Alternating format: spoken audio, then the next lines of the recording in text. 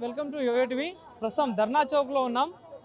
Telangana all pensioners అదేవిధంగా persons association ఆధ్వర్యంలో ఈరోజు ఇందిరా పార్క్ దగ్గర ఒక భారీ ర్యాలీ అయితే నిర్వహిస్తూ ఉన్నారు. సో మరి అయితే కేంద్ర ప్రభుత్వం కావచ్చు, రాష్ట్ర ప్రభుత్వం కావచ్చు, పెన్షనర్ తీసుకునే వాళ్ళని మోసం చేస్తూ ఉంది, వాళ్ళకు తప్పించే ప్రయత్నం చేస్తూ ఉందంటూ వాళ్ళు ఈరోజు భారీ ఒక ర్యాలీ అయితే నిర్వహించారు. సో మనం మాట్లాడించే ప్రయత్నం చేద్దాం. మనతో పాటు మాట్లాడడానికి సార్ ఉన్నారు. సార్, ఏంటి పెన్షనర్స్ అందరినీ మోసం చేసే ప్రయత్నం జరుగుతూ ఉందని మాట్లాడుతున్నారు, ఏం చెప్తున్నారు?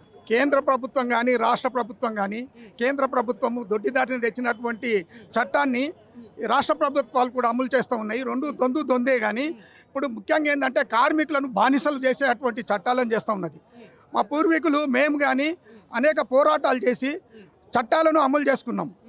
దాదాపు 29 చట్టాలను, వాటిని మొత్తం రద్దు చేసి 4 లేబర్ కోడ్లుగా తీసుకొచ్చారు. ఈ లేబర్ కోడ్ల వల్ల మాకు యజమాన్యంతో మాట్లాడేటటువంటి బేరసారాలు చేసేటువంటి హక్కు లేకుండా పోతుంది. దానివల్ల కార్మికులను బానిసలుగా చేసేటువంటి ప్రమాదం ఉంది. అదేవిధంగా ప్రతి కంపెనీకి లేబర్ ఆఫీసర్ ఉంటాడు. అలాంటిది లేకుండా చేస్తూ ఉన్నారు. దానివల్లనే అనేక ప్రమాదాలు జరుగుతున్నాయి. మొన్న జూలై 2 తారీఖు నాడు పాషమైలారంలో చిగాచి ఫ్యాక్టరీలో పెద్ద ప్రమాదం జరిగింది. దానికి అక్కడ ఆ ఫ్యాక్టరీలో 42 మంది చనిపోయినారు. ఎవరు కూడా అక్కడ తనిఖీ చేయలేదు. చనిపోయిన తర్వాత 10 లక్షలు ఇస్తాం, 5 లక్షలు ఇస్తాం, 50 లక్షలు ఇస్తాం అనేది అది కాదు. ఆ ఫ్యాక్టరీ ఏ రకంగా ఎట్లా ఉన్నది అనేది లేబర్ ఆఫీసర్ అక్కడ తనిఖీ చేయాలి. కార్మికుల యొక్క బాగోగులను చూడాలి. అదేవిధంగా కేంద్ర ప్రభుత్వ పెన్షనర్లకు కూడా కేంద్ర ప్రభుత్వం మోసం చేస్తుంది, దగా చేస్తుంది, అన్యాయం చేసింది. ఏ రకంగా చేసిందంటే మార్చి 25 తారీఖు నాడు సాధారణ బిల్లుతో పాటు మా పెన్షన్ బిల్లును కూడా తీసుకొచ్చి భవిష్యత్తులో పే కమిషన్ ఏవైతే బెనిఫిట్స్ ఇస్తుందో ఆ బెనిఫిట్స్ లేకుండా మరి రద్దు చేయడం జరుగుతూ ఉంది. దాన్ని వెంటనే ఉపసంహరించుకోవాలని, అదేవిధంగా 8వ వేతన సంఘాన్ని ఢిల్లీ ఎలక్షన్లను దృష్టిలో పెట్టుకొని అక్కడ లబ్ధి పొందడం కొరకు 8వ వేతన సంఘాన్ని అనౌన్స్మెంట్ చేశారు. కానీ ఇప్పుడు ఈ రాజకీయాల్లో ఉన్న ఎమ్మెల్యేలు కావచ్చు, మాజీ ఎమ్మెల్యేలు కావచ్చు, మంత్రులు కావచ్చు, ఎమ్మెల్సీలు కావచ్చు, వాళ్ళకి సంబంధించిన పెన్షన్లు ఒక్కొక్కరికి 2 పెన్షన్లు కూడా వస్తూ ఉన్నాయి. వాళ్ళు ఒక 5 సంవత్సరాలు ఎమ్మెల్యే కానీ ఎంపీగా కానీ పనిచేస్తే వాళ్లకు జీవితాంతం పెన్షన్ ఉంటుంది. వాళ్ళే చట్టాలు చేసుకొని జీతాలు పెంచుకుంటారు, పెన్షన్ పెంచుకుంటారు. కానీ మాకు రాజ్యాంగం కల్పించిన హక్కులను కూడా తుంగలో తొక్కి పెన్షన్ లేకుండా చేస్తూ ఉంది.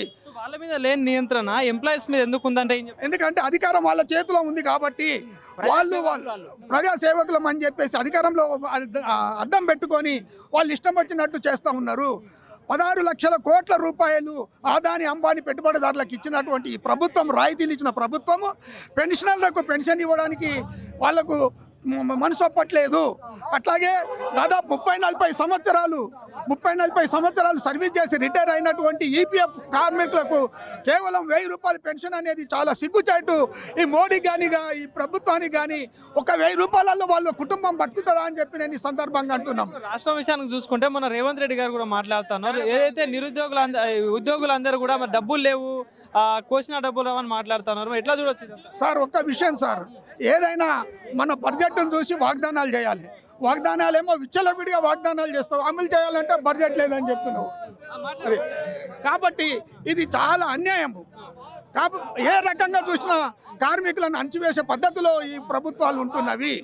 అదేవిధంగా ముఖ్యంగా మరి దేశంలో పక్కన ఉన్న పాకిస్తాన్ దాడి చేసిన సందర్భంలో అక్కడ టెర్రరిస్టులను అంతం చేయడానికి డిఫెన్స్ రంగంలో ఉత్పత్తి అయినటువంటి బ్రహ్మోస్ కానీ ఆకాశ్ నాగు లాంటి మిసైల్స్ను ఉపయోగించి యుద్ధం చేసి అక్కడ గెలిచి ఆపరేషన్ సింధూర్ పేరుతో పెద్ద ఎత్తున ప్రచారం చేసుకున్నవే. కానీ అదే డిఫెన్స్ రంగంలో 13 లక్షల పోస్టులు ఖాళీ ఉంటే ఆ పోస్టులు ఫిలప్ చేయడం లేదు. అది ఎంతవరకు కరెక్టు?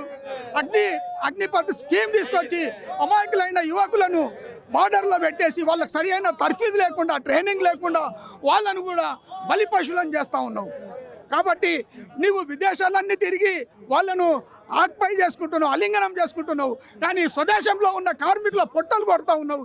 ఇది ఎంతవరకు కరెక్ట్ అని చెప్పేసి మేము అడుగుతూ ఉన్నాము. కాబట్టి స్వాతంత్రం కొరకు పోరాటం చేసిన వాళ్ళు ఉన్నారు, మరి స్వాతంత్రం వచ్చిన తర్వాత మా హక్కుల కొరకు పోరాటం చేసిన వాళ్ళు ఉన్నారు. కాబట్టి దయచేసి మీడియా మిత్రులకు కానీ ప్రజానీకానికి మేము తెలియజేయడం ఏంటంటే ఈ దేశం సంపదకు సృష్టికర్తలం కార్మికులము.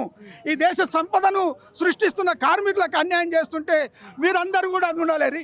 ఈనాటి పిల్లలే రేపటి భవిష్యత్తు భావితరులు అని చెప్పి అంటాం. కానీ ఈనాడు పిల్లలందరూ ఏ ప్రైవేట్ కంపెనీలను తక్కువ జీతాలకు ఎలాంటి సౌకర్యాలు లేకుండా ఉంటా ఉన్నారు. దీన్ని ప్రజల గురి గ్రహించాలని చెప్పేసి ఈ సందర్భంగా తెలియజేస్తా ఉన్నాం. Thank you sir.